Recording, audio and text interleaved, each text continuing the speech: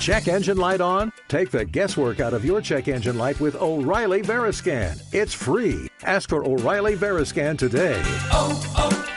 O'Reilly Auto Parts.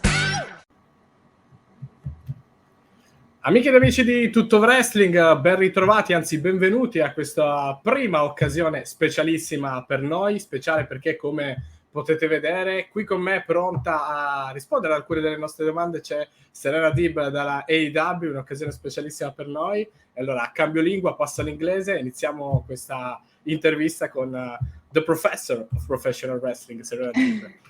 Welcome. Beautiful, thank you so much. Thank you. I love Thanks Italian so much. It's the easiest part for me, so we are so glad to have you. It's not common for Italians, for Italian website or so for wrestling in general to have someone of a star like you. Let's say a star like you. So thank you very much. Thank you. So let's start with the questions. Let's start from the beginning. We do a little bit of homework. So you're the professor, and it sounds about right to do some homework. You had a lot of talk and praise about the very beginning of your career in OVW. Of course, you said that there are a few persons that are important for you as a wrestler, and not only.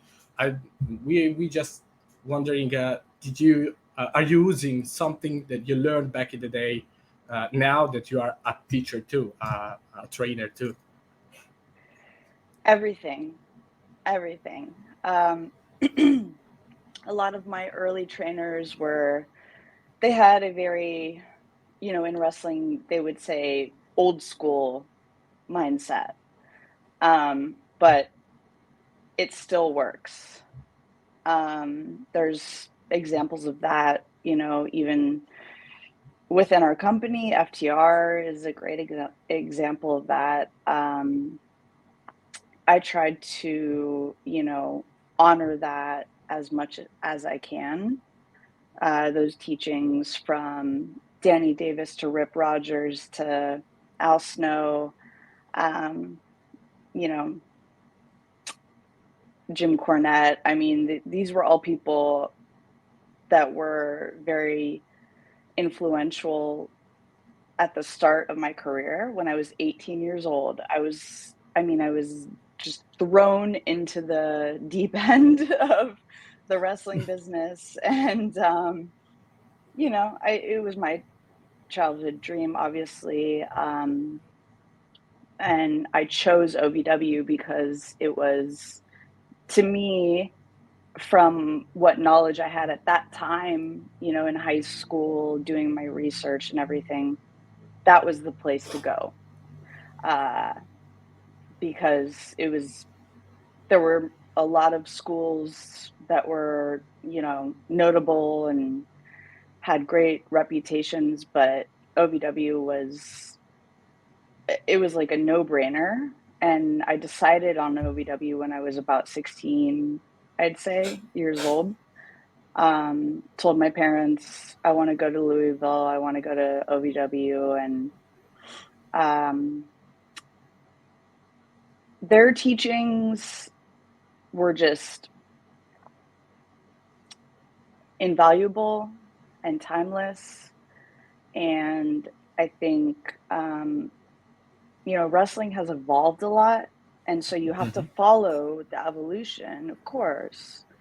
But to be grounded in that, to be grounded in the fundamentals, that's, I would say, the main thing that I got from OVW, or one of the main things, aside from all the great memories and laughs and all of that, was just great fundamentals. And I think that, maybe missing a little bit in today's wrestling, because a lot of those wrestling schools don't exist anymore, or those trainers. And I think having great fundamentals, basics, Just being able to tell, a very basic, simple story, in the blink of a Mhm. moment, that was ingrained in me. I spent 4.5, 5 years there, while I was going to college as well. And um, I think, you know, when people compliment my wrestling, um, a lot of the things that I hear are just fundamentally sound. Uh-huh. Um, that's why I mentioned FTR as well. Like same kind of school of thought and of upbringing in the business, and that's really important, and that's a huge compliment. And I I'm just really grateful. I mean, it was just, sometimes we would have the same. I was practicing 3 days a week with Rip, uh, 5 days, 4 or 5 days with Al, wrestling every weekend. I was wrestling 7 days a week while going to college full time as well. Um, got my, bachelor's degree at the same time, also working a job um, at a restaurant. And, crazy time. But Yeah. when you're 18, 19, 20, like you have the energy and the will to do all of that. And I think sometimes when I see like today's wrestlers, like the fundamentals are not there, Mhm. and it's not their fault. It's just I credit that to my upbringing at OVW, and I still think to this day, like I had a lot of different chapters, FCW, Dr. Tom, Norman, Dusty, Steve Kern. Like there's so many names I can throw out there, but when I was at OVW, I had the privilege of being under the learning tree of all the people I mentioned before, but then also they would bring in Robert Gibson, Dr. Death, Steve Williams, and just some of the greats. And some of them are not with us anymore. Um, and I'm just so grateful that I had that, because that was 2005 when I started there, and we're obviously in 2022, and it's a different Yeah. time in wrestling, different style.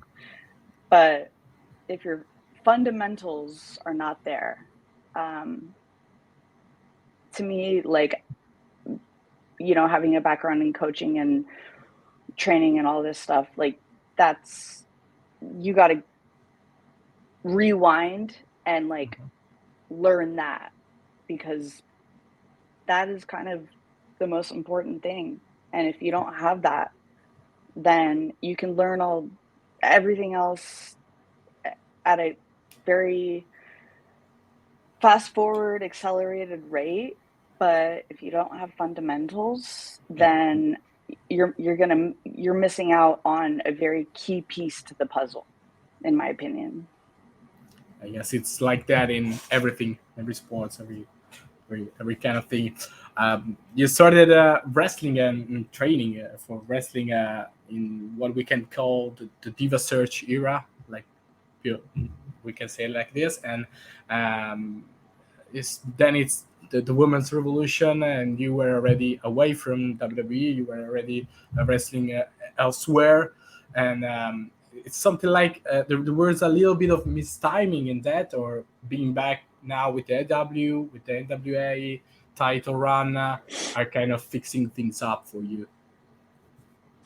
Absolutely, yeah, great observation. I went through a phase where I left the wrestling business for a little while.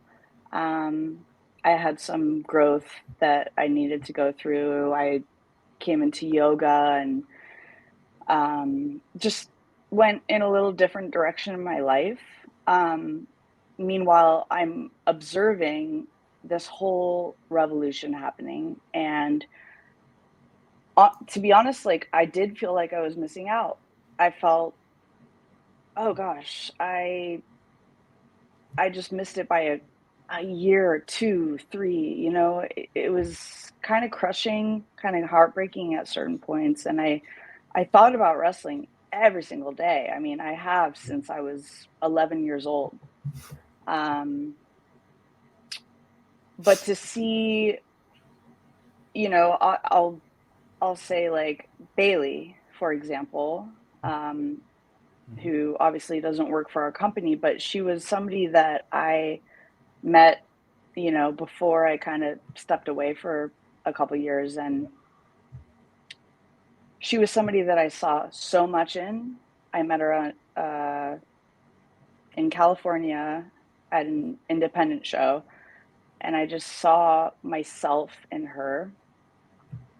And leading back to OVW, I like Mickey James, who had a birthday yesterday. Happy birthday, Mickey. Happy belated. I actually talked to her last night and wished her a happy birthday. But you know, everything goes full circle. So Mickey saw that in me and kind of took me under her wing, and then really helped me so much during my years at OVW. And then fast forward, and then I see this girl, Pam Bailey, who reminded me of me. And same thing, you know, I helped her.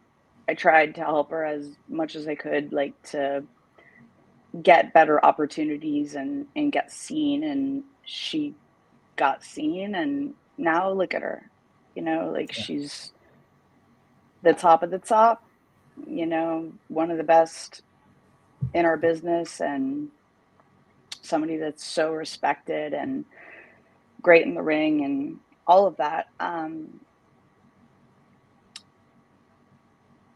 The Divas era was interesting because there were a lot of pressures put on women.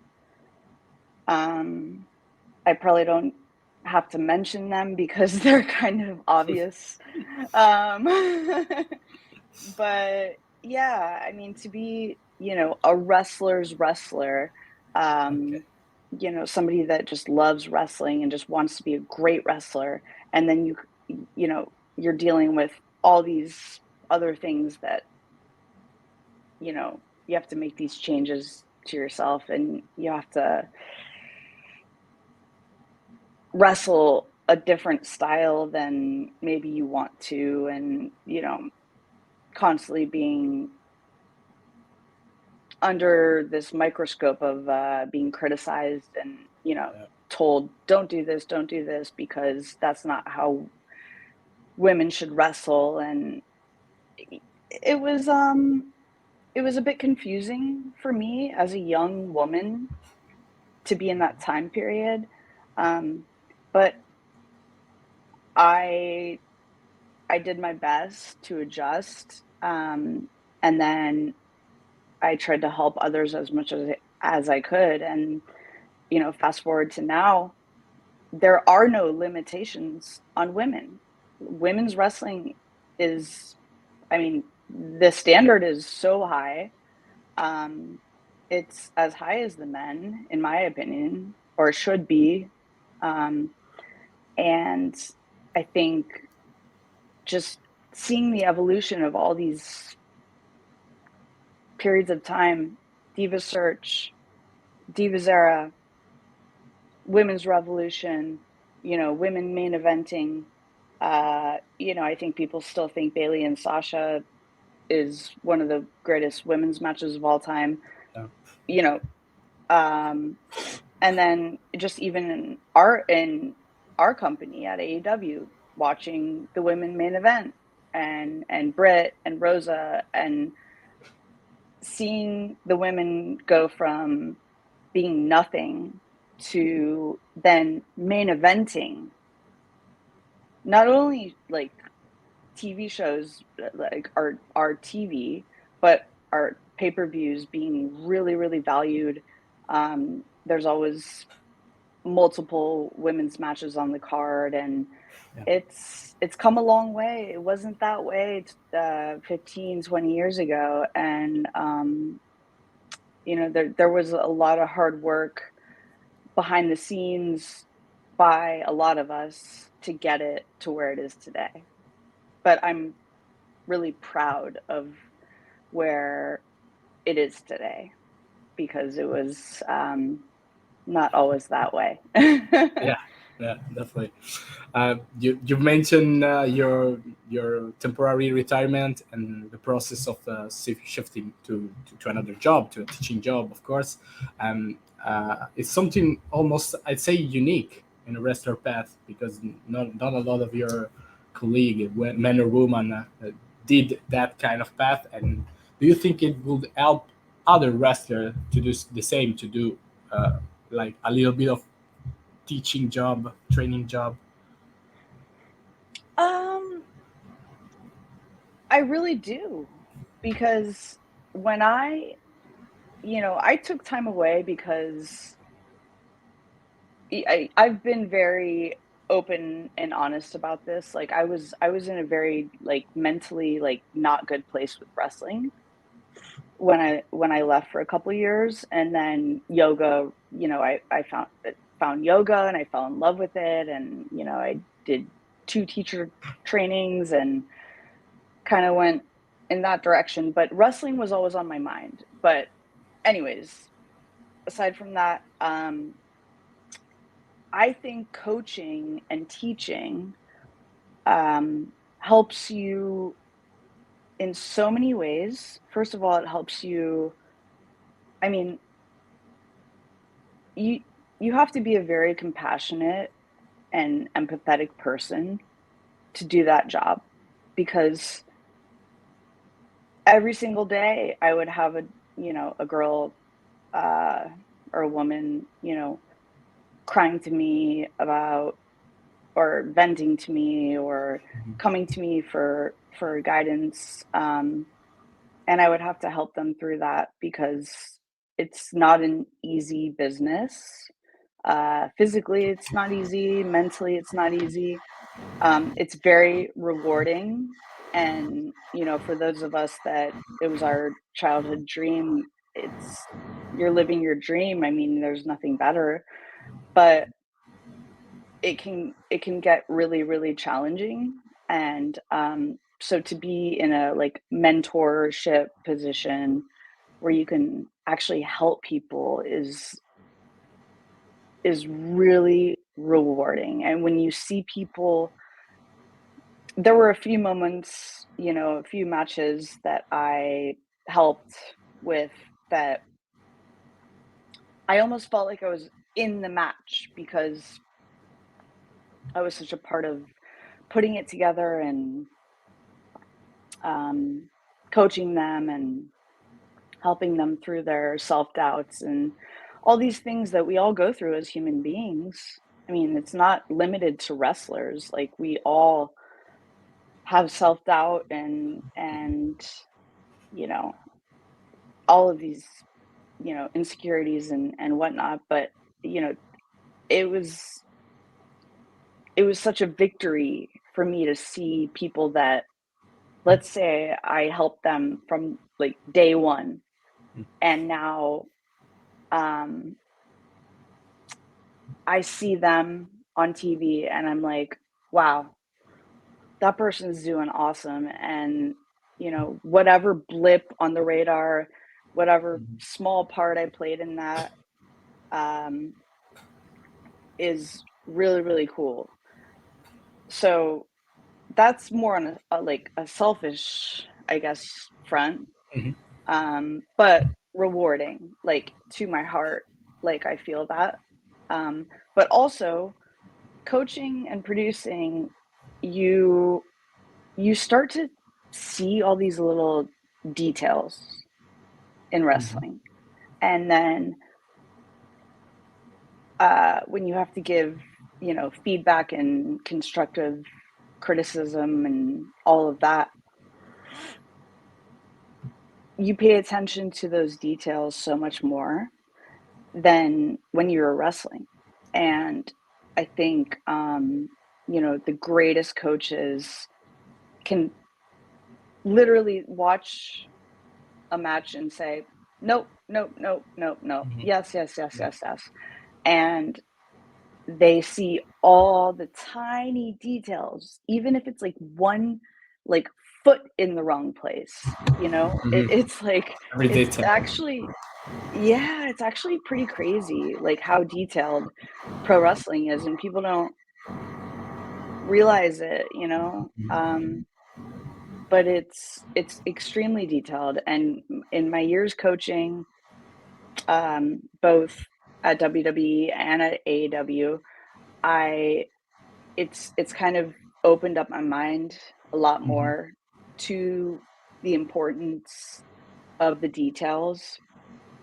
Um, and I think anybody that has had a coaching position or gets the privilege to do that is just going to think about wrestling in a completely different way and see it through a different lens. And I I think um, it's very important, and I think anyone that has that chance would benefit not only as a coach but as a wrestler as well. Okay. Getting back in the ring now, and when you get back as a wrestler, it is always was always in your mind. You said it over and over, and you Yeah. wanted to do that, but it's kind of there's a moment when you being afraid that people weren't interested in you anymore, or you were always confident about the fans' response, because of course it's different from our side, the fans, and maybe from your side. Sure. Yeah, I mean, I was coaching for about 3 years. Um, you know, like I said, learned a lot, opened my mind up, all of that. The entire time I was coaching, and I've said this on so many interviews, it's no secret, like, I wanted to wrestle. I felt unfinished. I felt still healthy in mind and body and all of that, and I was still young. And, there were moments where it was really hard for me to just like be coaching and not in the ring. Um, and just the way my life has unfolded, I was given that opportunity again. And I will credit Kenny Omega for that, because he was the one that called me to have that match with Thunder Rosa on Dynamite. And that's where everything took off. My AEW career started right away, and NWA and all of that. Kenny gave me a chance, and whew, I don't know, I have no idea what my life would look like if that phone call didn't happen. Um,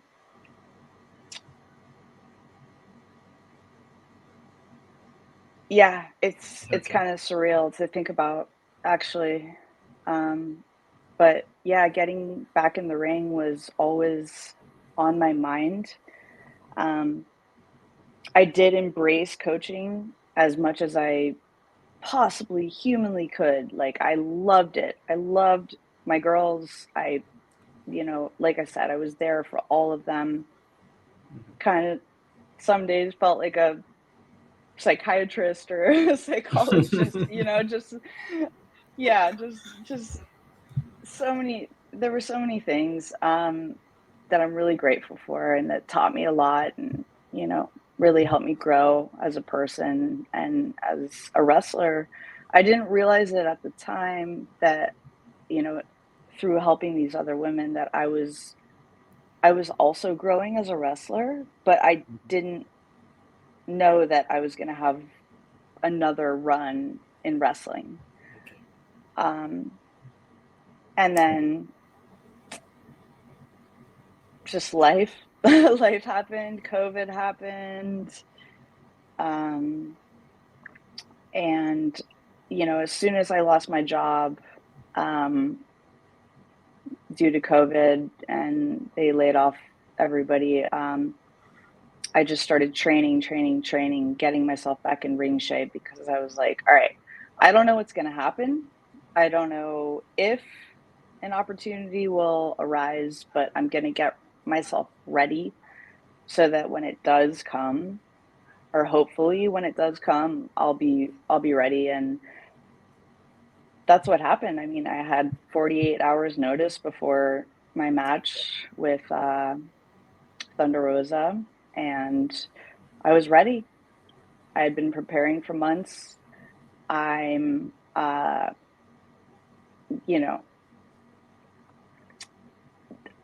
can't remember the quote, but it's something like,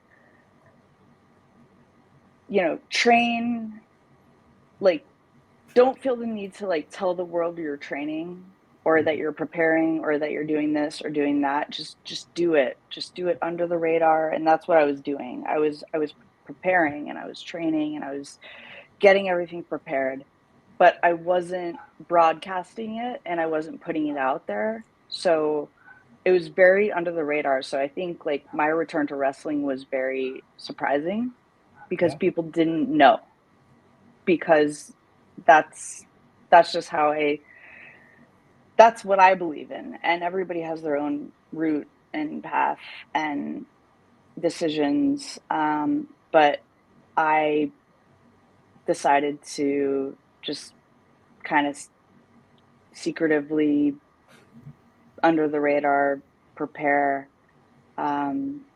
Opportunity came, and then did you know that people were waiting for you? Did you I feel like people, because when you get back, of course, a lot of people were so happy that you get back, like they really waited for you for years or so. Thank you. No, I didn't actually. I didn't. I just kind of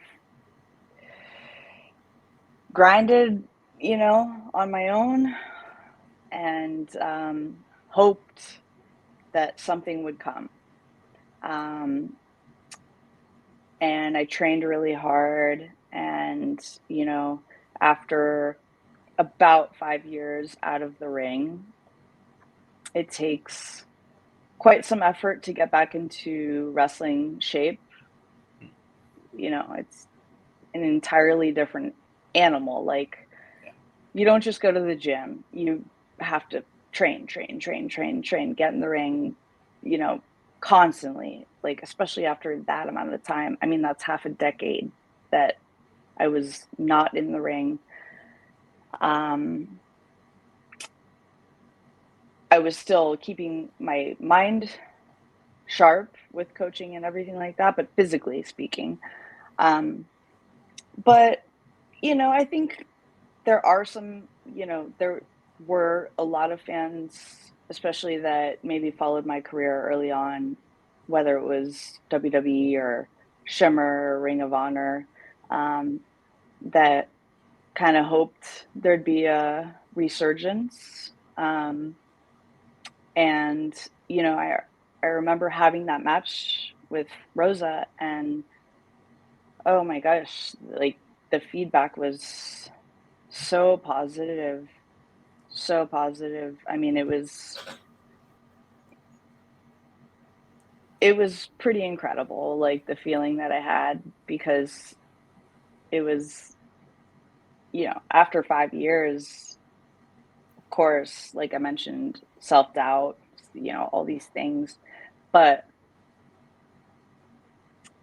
you just jump in the water and you go for it, and it worked out extremely well. Yeah, definitely. So everybody was happy, the fans and you too. So speaking about All Out pay-per-view, maybe some fans are unhappy that you're not gonna be on the pay-per-view, but which match are you watching closely the match for the TBS title between Cargill and Athena, or the four-way match for the interim AEW World Championship? I can't choose. I'm watching both. Jade has been obviously totally dominant. She's somebody that I saw, come from zero experience to, a lot of growth. She puts in a lot of hard work. I've mentioned her on numerous interviews, her work ethic. I mean, you can just look at her physique and know what she puts in to her life. And she's a mother, and she's, I have a lot of respect for her, and I have a lot of respect for like what she's put into wrestling and, improving.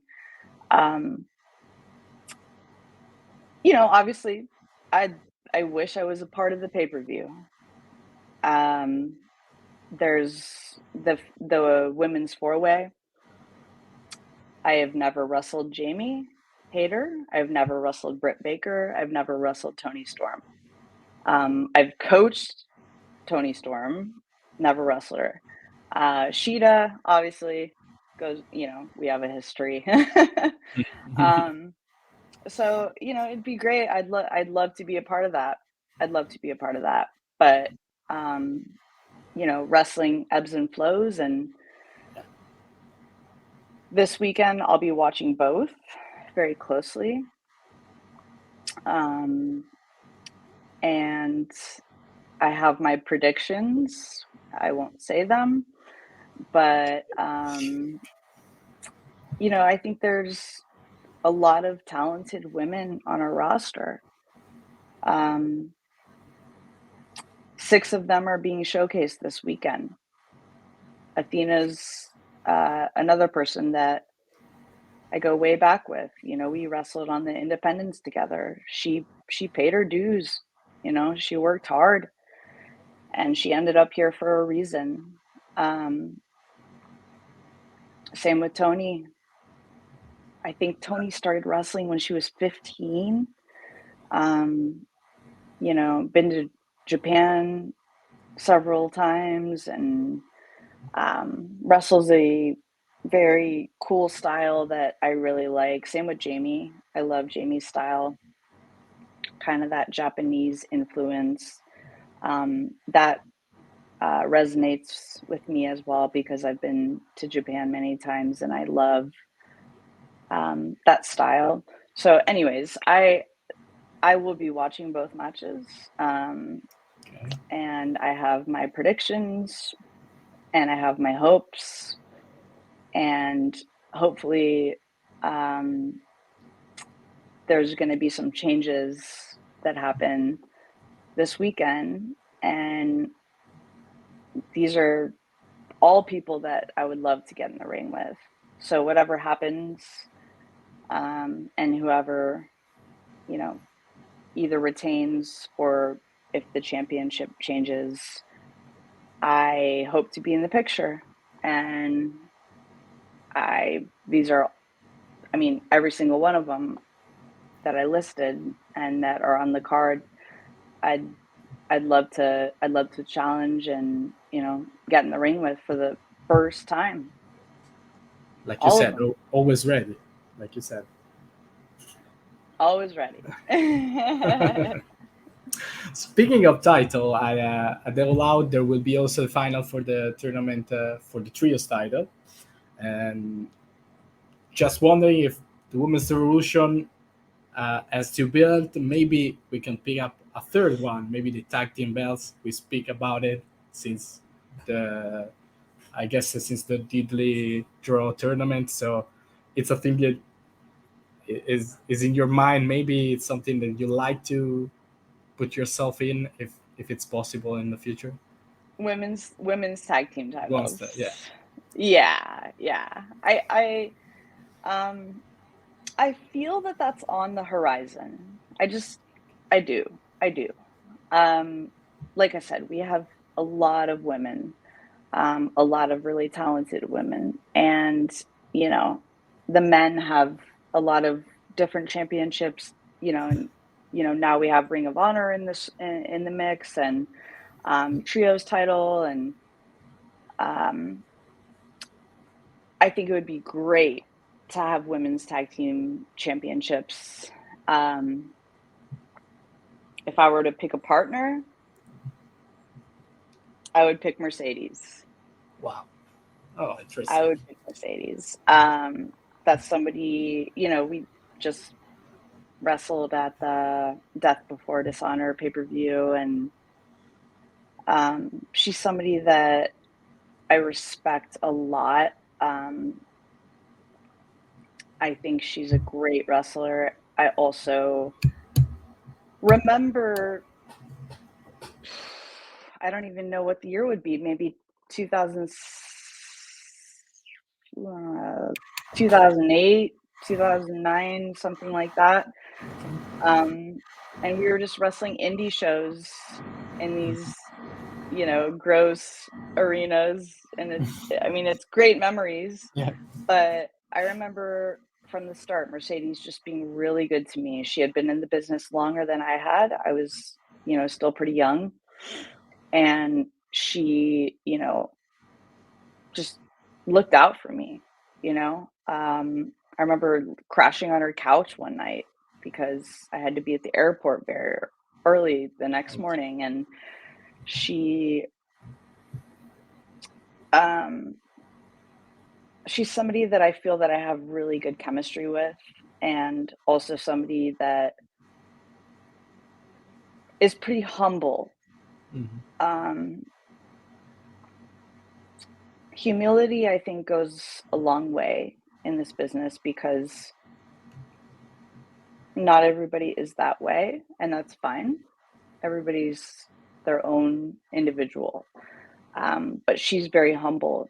She knows she's really good, but that doesn't like contradict her humility and her work ethic. And so if, you know, if Tony decides women's tag team titles are in the picture, I would love for Mercedes to be my partner, and I honestly hope it happens because it would just give more TV time to the women, and just another thing to fight for.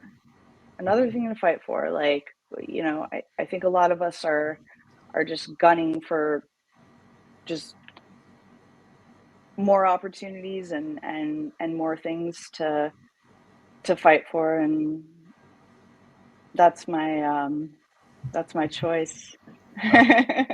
Okay, we're starting to running out of time. So last quick question. Yeah, no problem. In a recent interview with Phil Stram for Under the Ring, you said that top 3 things on the syllabus of Professor of Professional Wrestling would be wipe your feet before entering the ring, work on the lockups for the start of the match, and study. I'd say that I wiped my feet starting this interview. I cannot work on my lockup right now, of course, but I want to be one of your best students. So I'm going to ask you, let's say 2 matches I could study because you think that are valuable on a technical side. I don't know. The 2 matches to know to be in your class. Oof. Bret Hart and Stone Cold Steve Austin submission match at WrestleMania is probably my favorite match of all time. We're really any Bret Hart match. That kind of goes without saying. I think it's pretty obvious. And then Bret and Davey as well, British Bulldog. You know, flawless, just flawless. And those are just, you know, I mean, there's so many like I really like to watch British wrestling as well because, again, the attention to detail. I think Zack Sabre Jr. is one of the best in the world. Probably, well, yeah, like one of my top 3 right now as being one of the best in the world. Any Zach match. There was a you know, you can't talk about like great matches if you don't talk about storytelling as well and emotion. I love technical wrestling, so I always go to more of like the technical matches. But if we're talking about like crowd reaction and storytelling, you know, The Rock versus Hulk Hogan at WrestleMania. I mean, watch that match and listen to the crowd. They had him in the palm of their hands. I'm kind of impartial because I was a senior in high school and I got to go to WrestleMania 20. And I was still just such a fan, like getting ready to go to OVW the next year and everything.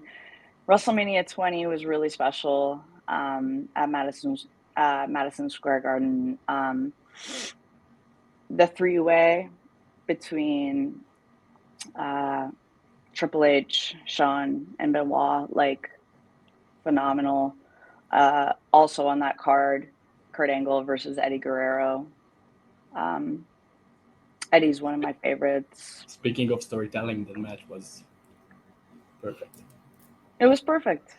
Yeah. I mean, pretty much any Eddie or Kurt match was pretty perfect.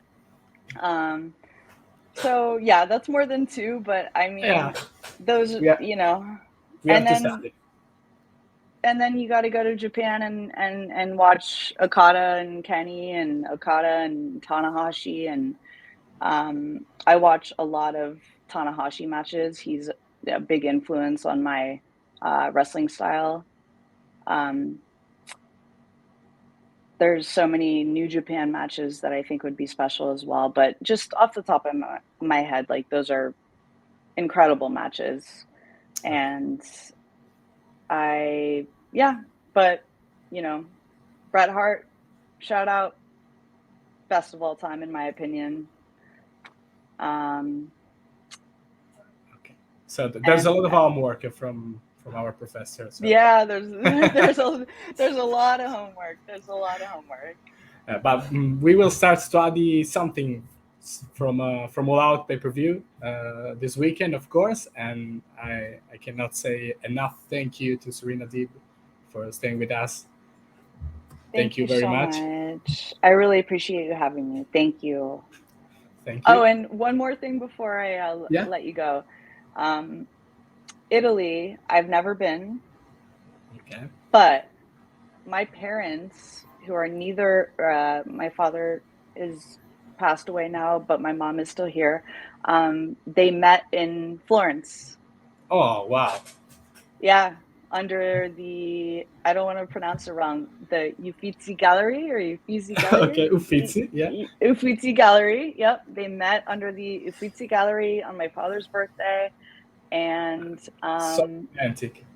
Yeah, so romantic. Neither one from Italy, but they were there at the same time, and that's why I'm here. So Italy, especially Florence, is like my number 1 place I want to go in the world. So, I bet that Florence is waiting for you now. I can't wait. It's on my bucket list for this year. Ok, thank you very much. It's it for it. So, abbiamo finito con Serena Deeb. Grazie ancora e vi aspettiamo presto con un'altra intervista in esclusiva qui su TWDS.